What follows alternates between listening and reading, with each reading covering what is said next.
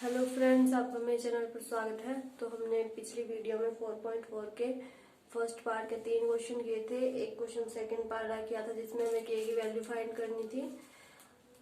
आज हम आगे स्टार्ट करते हैं। क्वेश्चन आपको सेम वैसे ही करने हैं। वही 3 बातें आपको ध्यान रखनी है। क्या?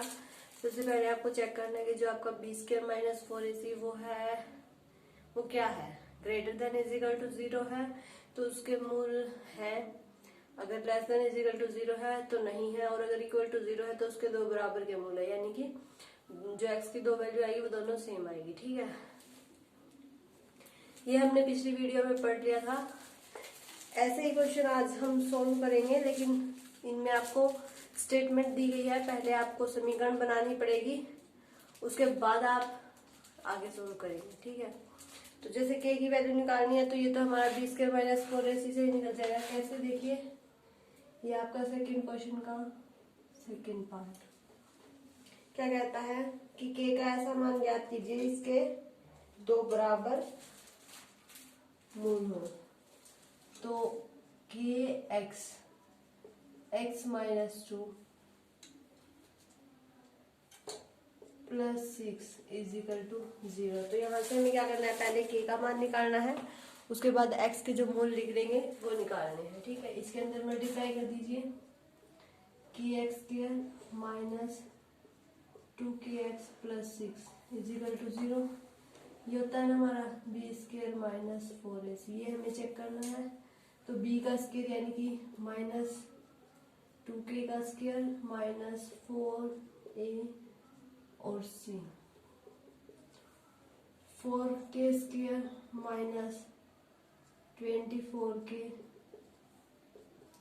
k कॉमन निकाल लिया तो 4k कॉमन निकाल लिया तो k -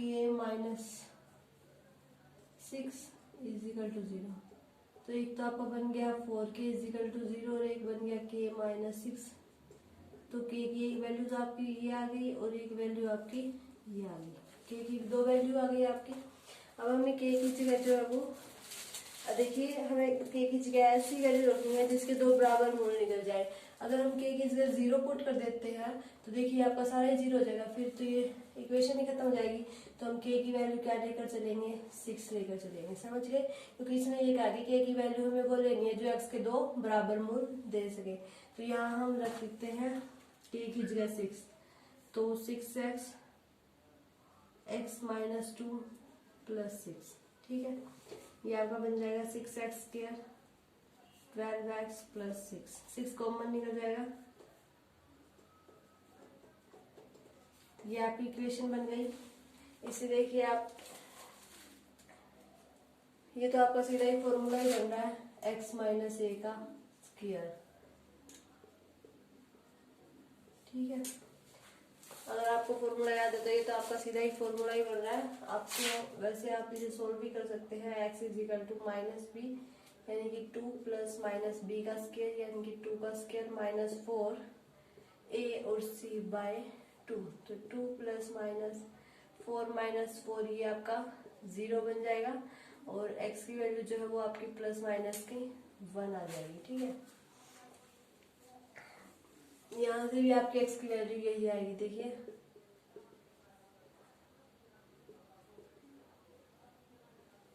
तो x की वैल्यू 1 यानी कि दो वैल्यू आएंगे आपकी x की 1 और 1। ठीक है, यहाँ से भी आपकी दो वैल्यू आएंगे x की 1 और 1, क्योंकि 2 प्लस में 0 होगा तो भी 2 ही बचेगा, 2 माइनस में 0 होगा तो भी आपका 2 ही बचेगा। तो x के दो बराबर के मूल होंगे, वो क्या होंगे आपके x इज इक्वल टू 1 और 1।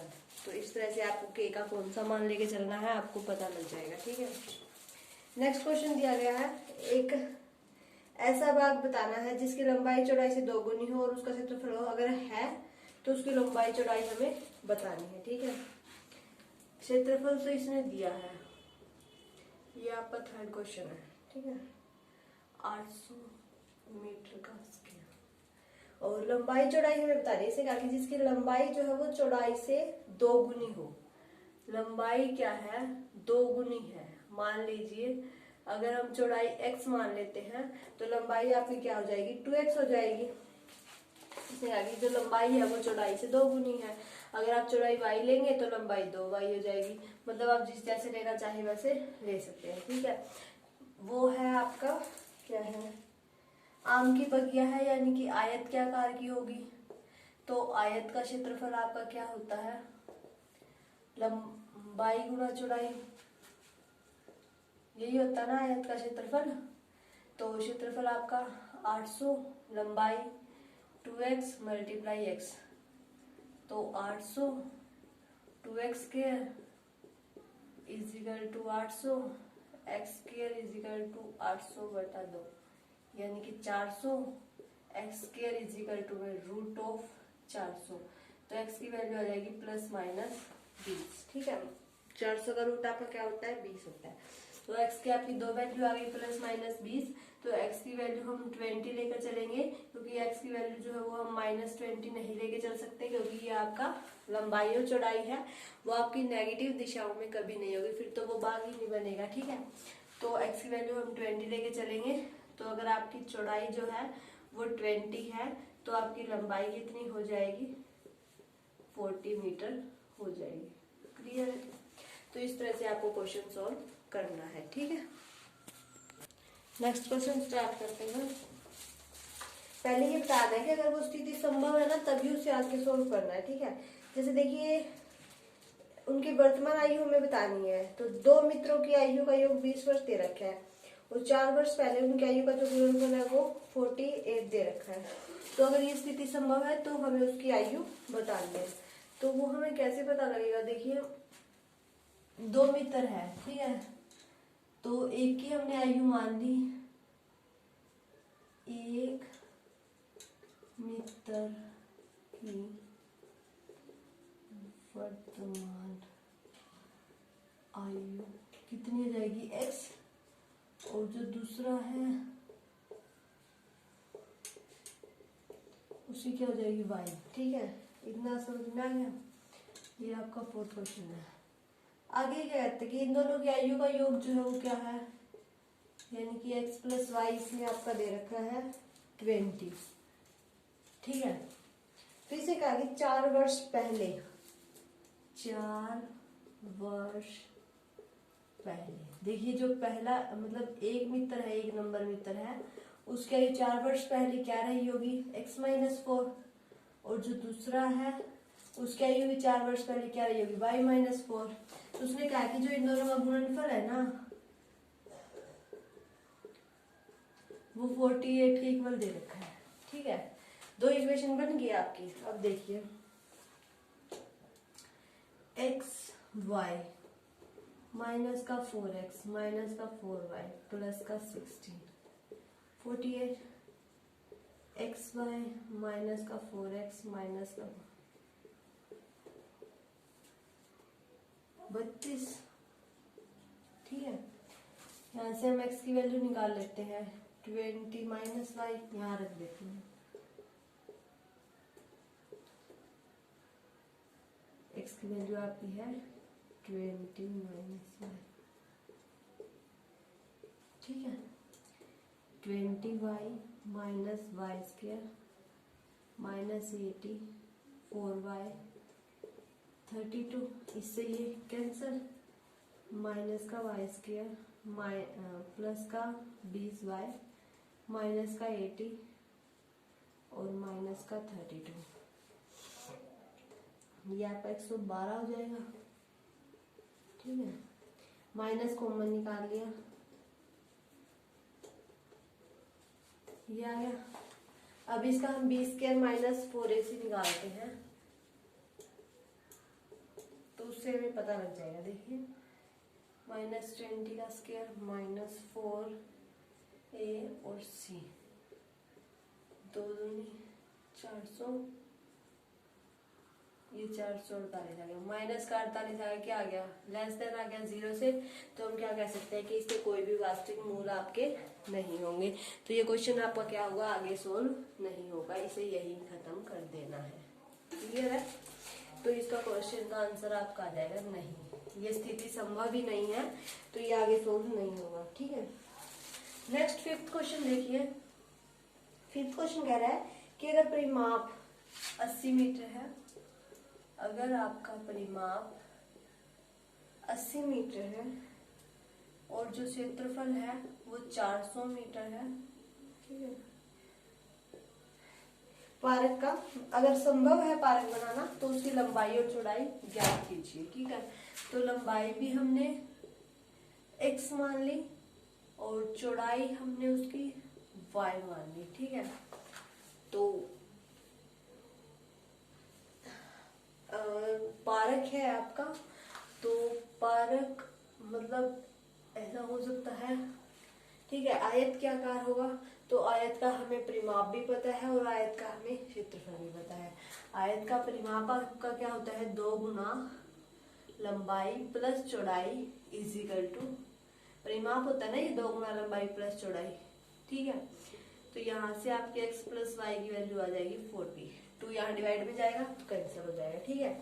आयत का क्षेत्रफल आपका क्या होता है, लंबाई गुना चौड़ाई, सॉरी 400 है। तो हम क्या कर सकते हैं, यहां से हम x की वैल्यू निकाल सकते हैं 40 माइनस वाई, यहां रख सकते हैं इज इक्वल टू 400। तो 40y minus Y square minus 400, minus common निकाल लेते हैं तो y स्क्वायर प्लस 400, इसका b स्क्वायर माइनस 4ac निकालते हैं, इससे हमें पता लग जाएगा कि आगे एग्जिस्ट होगा या नहीं होगा। तो माइनस 40 का स्क्वायर माइनस 4a और c 1600 और माइनस का 1600, जीरो आ गया, इक्वल आ गया जीरो के, तो जीरो के इक्वल आ गया, तो इसका मतलब क्या है कि इसके 2 बराबर के मूल होंगे, तो हम इसे आगे सोल्व कर लेते हैं। Minus b plus minus root of b का स्क्वायर, ये तो हमने सोल्व कर ही लिया, जीरो सॉरी ये तो हमने सोल्व कर ही लिया, जीरो का रूट कर दिया, ठीक है, बाय 2a।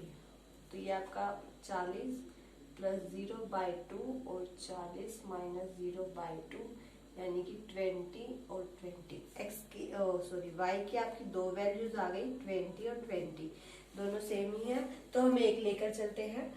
एक लेकर चलते हैं तो मतलब जो उसकी चौड़ाई है वो आपकी 20 मीटर है। अगर चौड़ाई आपकी 20 है तो लंबाई भी आपकी कितनी है, 20 मीटर है, ठीक है। क्योंकि x की जगह अगर हम 20 रखेंगे तो y की वैल्यू, सॉरी y की जगह 20 रखेंगे तो x की वैल्यू भी आपकी 20 ही आएगी, ठीक है। तो जो आपकी लंबाई है वो भी 20 मीटर है और जो चौड़ाई है वो भी 20 मीटर है। आई होप आपको सारे क्वेश्चन क्लियर हो गए होंगे और मैंने बता दिया, आप ये b स्क्वायर माइनस 4ac निकाल के देख लीजिए। अगर इसके आगे वास्तविक लेस देन 0 आता है तो आगे सोल्व नहीं होगा, अगर ग्रेटर देन 0 आता है और इक्वल टू 0 आता है तो उसे आगे सोल्व करके उसके आगे के मूल निकाल देना। और जो लास्ट के 2-3 क्वेश्चन है उनमें आपको समीकरण पहले बनानी होगी, उसके बाद ही उसे मतलब ये दिया गया कि अगर स्थिति संभव है तो इसे सोल्व करके दिखाना है, ठीक है। तो वो आपको चेक करना पड़ेगा b स्क्वायर माइनस 4ac कि ये स्थिति संभव है या नहीं है, तो उससे आपको फिर आगे देखना है। अगर अभी भी इन क्वेश्चंस में कोई दिक्कत आती है तो कमेंट करके बताना। वीडियो अच्छी लगे तो इसे लाइक करना, शेयर करना। अगर आप मेरे चैनल पर नए हैं तो सब्सक्राइब जरूर कर लें ताकि आपको आने वाले वीडियो के नोटिफिकेशंस मिलते रहे।